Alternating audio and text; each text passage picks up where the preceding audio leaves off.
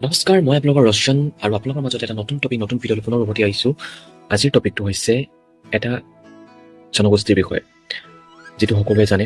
অসমৰ এটা গৌৰৱময় প্ৰাচীন জনগোষ্ঠী সোণোৱাল কছাৰী। হয়, মই যিহেতু সোণোৱাল কছাৰী, চ' আমাৰ বিষয়ে আপোনালোকক অকণমান জনাবলৈ চেষ্টা কৰিম। আমাৰ এই সোণোৱাল কছাৰী জনগোষ্ঠী ক'ৰ পৰা আহিছে, কিহৰ পৰা ওলালে, তো আপোনালোকক অকণমান জনাবলৈ চেষ্টা কৰিম। ভিডিঅ'টো যাতে শেষলৈকে চাই, এই ভিডিঅ'টোত সকলো গম পাব আপোনালোকে।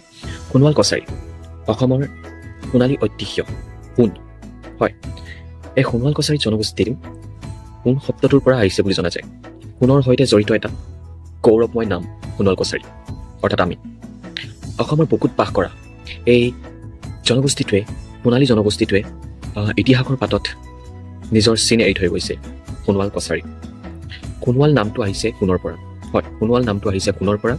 শুনামতে আৰু কোৱা মতে যে তেওঁলোকে আগতে নদীত বালি চালিছিলে, আৰু সেই বালি চালি সোণ উলিয়াইছিল। শুনামতে আৰু কোৱা মতে, যিহেতু সৰুৰে পৰা শুনি আহিছোঁ, তো বিশ্বাস কৰিছোঁ আমিও। এইটো পৰম্পৰাই তেওঁলোকক দিলে সোণোৱাল নামটো, এই গৌৰৱময় নাম সোণোৱাল কছাৰী। সোণোৱাল নামটি দিলে।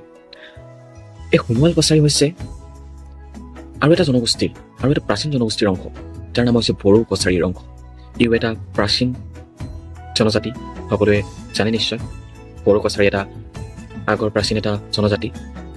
সময় সলনি হৈ গ'ল, কিন্তু এই সোণোৱাল কছাৰীসকলৰ সংস্কৃতি এতিয়াও অটল, আজিও অটল, এতিয়াও অটল।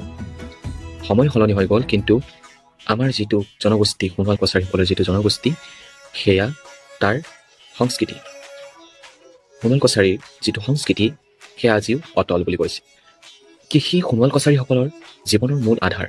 কৃষি, যিহেতু খেতি হৈছে সোণোৱাল কছাৰীসকলৰ জীৱনৰ মূল আধাৰ। মাটি, নদী আৰু প্ৰকৃতিৰ সৈতে আমাৰ অৰ্থাৎ সোণোৱাল কছাৰীসকলৰ বহুত গভীৰ সম্পৰ্ক আছে। বসন্ত আহিলে উৎসৱৰ ৰং লাগে, ঢোলৰ তালে গীতৰ সুৰে মুখৰিত হয় এই পৰিৱেশ। সোণোৱাল কছাৰীৰ পৰিৱেশ যিটো, বসন্ত আহিলে ৰং লাগে আৰু ঢোলৰ তালে পেপাৰ তালে মুখৰিত হয় আমাৰ এই পৰিৱেশ সোণোৱাল কছাৰী। ধৰ্মীয়ভাৱে অধিকাংশ সোণোৱাল কছাৰীয়ে বৈষ্ণৱ ধৰ্ম মানি আহিছে, আৰু বৈষ্ণৱ ধৰ্ম মানি নামঘৰত প্ৰাৰ্থনা, কীৰ্তনৰ ধ্বনি, এইবোৰে আমাৰ আধ্যাত্মিক জীৱন শক্তিশালী কৰি ৰাখে। পৰম্পৰাগত পোচাক, লোকনৃত্য আৰু বাদ্যযন্ত্ৰ আৰু গীত সকলোতে দেখা যায় নিজস্ব বৈশিষ্ট্য। মহিলাৰ মেখেলা চাদৰ, পুৰুষৰ ধুতি, সৰল আৰু গৌৰৱময় পৰিচয়। আজিৰ দিনতো শিক্ষা, সাহিত্য, ৰাজনীতি আৰু সমাজ সেৱাত সোণোৱাল কছাৰীসকলে বহুত আগবাঢ়ি আছে। সোণোৱাল কছাৰীসকল কেৱল এটা জনগোষ্ঠী নহয়, তেওঁলোক হৈছে অসমৰ সোণালী সংস্কৃতিৰ অধ্যায়। সোণৰ দৰে দীপ্তিমান, ইতিহাসৰ দৰে গভীৰ, এয়াই হৈছে আমাৰ পৰিচয়, সোণোৱাল কছাৰীসকলৰ পৰিচয়।